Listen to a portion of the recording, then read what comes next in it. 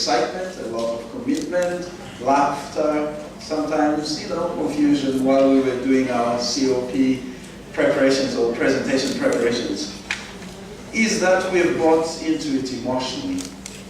And it's just a reminder that recognize that when you get home and you share it with others, some of the organizations and institutions you're mentioning, you need first to choose those who are passionate about it or contact those who are passionate about it.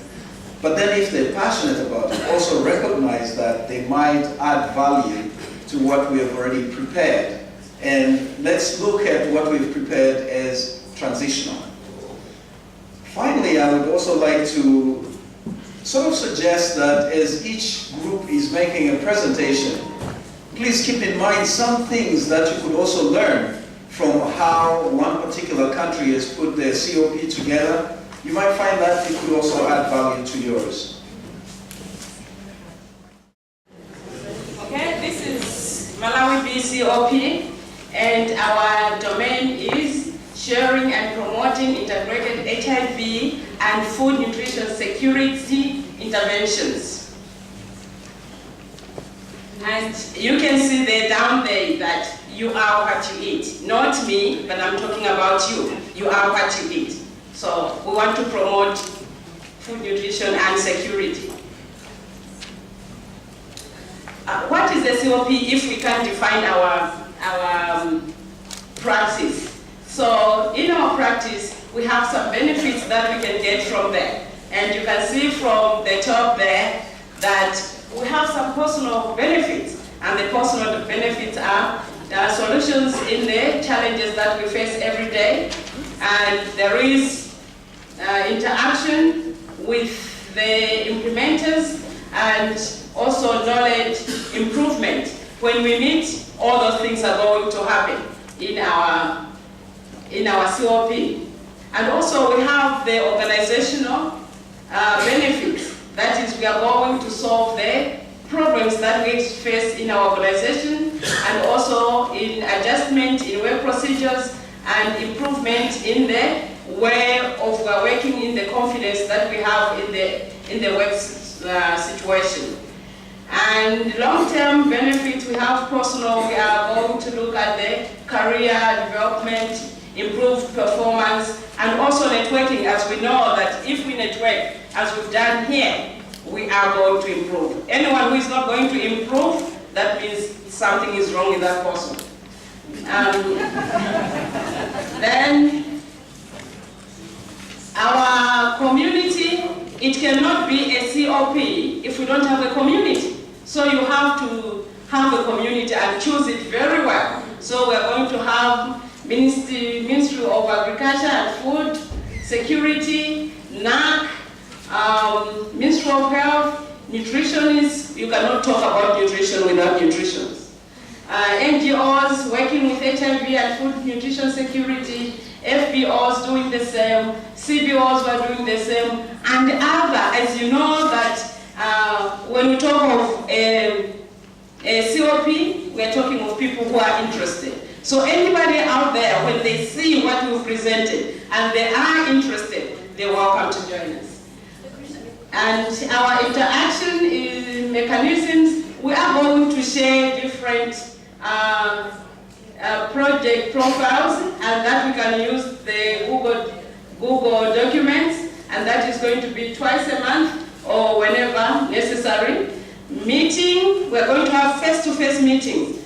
How can we have a COP if we don't know one another and we don't talk to one another? So we are going to have at least a quarterly meeting. In that quarterly meeting, we're going to have a field visit. In that field visit, we're going to see the best practices for different organizations that we are meeting. Then we're going to have regular phone calls as well as texts so that we can talk to one another on whatever is happening within this COP. And as you know, an apple a day keeps the doctor away. Nutrition is best. And also, our practice, our community of practice will be about sharing the best practices.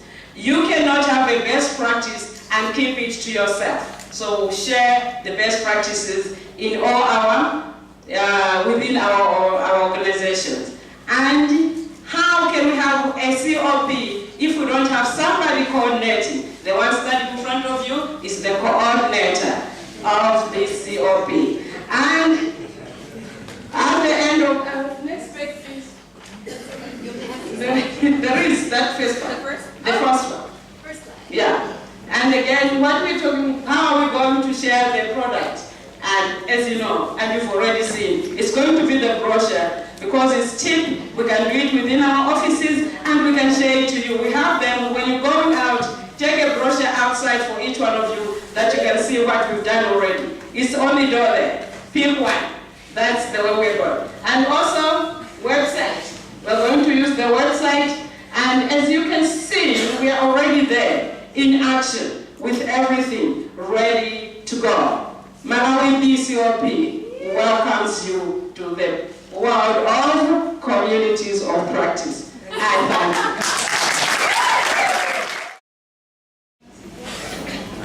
Good morning, everyone, once again. Good morning.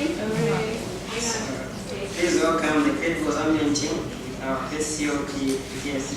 So, just give me this time to go through it, and I'm sure at the end of the day, we'll really see it's really the best of all COP to come to see. Now, my name is Anderson Yusune. I work as an human specialist for Airways in Zambia. I'm representing the critical men and women of Zambia. It's a great honor and privilege to sit in their shoes, and yet we bring to you this great product from the Republic of Zambia. Now, as we all know, we've all come across the flag of Zambia, what we call the New Africa.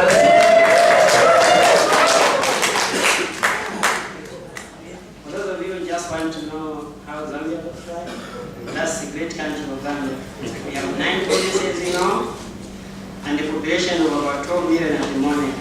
A total area of 752,000 square kilometers, with over 900 to at least 1,200,000 people expected living with HIV and AIDS. Our current prevalence rate is at 14.7%, meaning that 1 in every 7 adults have HIV. That's the biggest problem we are facing. With all these factors in mind, we thought of coming up with a domain that will change the future of HIV and AIDS project. And we chose a domain that looks at issues of livelihoods. So that's our domain there as it comes, helping people find sustainable livelihoods without imposing our plans. Why did we choose this topic? So many of us are in projects that implement external agendas, and we have to face the facts here. Reality is changing, the morbidity and mortality resulting from HIV and AIDS is reducing by the day. People are living longer lives. We have to integrate livelihood into activities. It's not about food security anymore, just that. We have to go to nutritional security, but also income security. Only then we have done the greatest work that we can do. In the other aspect, we all implement programs that are external here and push all these agendas to the community. We want to involve the community themselves and bridge the gap so we can interact with the people themselves that benefit and us, the providers of the service. Now, we intend to do this while working with a number of essential communities, and these ones are easy to operate on steps at the beginning. We'll obviously be innovating with time as we grow as our COP. Now here we'll obviously use the likes of email. We'll also try to work hard and probably use the text messages plus the phones which you all have access to the office. We'll be innovative enough to try and use a Yahoo group and also have periodic face-to-face quarterly meetings. We also came up with our leadership, which is composed of a great group of people. I know Pinima has been known for defaulting, but I think she's shown that by now she's probably the best agenda so far. So if you want to contact us while we are back home, we have to be through Pinima, our online coordinator, with the NZP Plus at the moment. And Beatrice, I hope your spelling is okay on the name? Yeah, she's with the TCI as our online deputy coordinator for that. And lastly but not the least, I just want to thank Helen Jones of Emmanuel International for probably being the best facilitator this session has ever seen.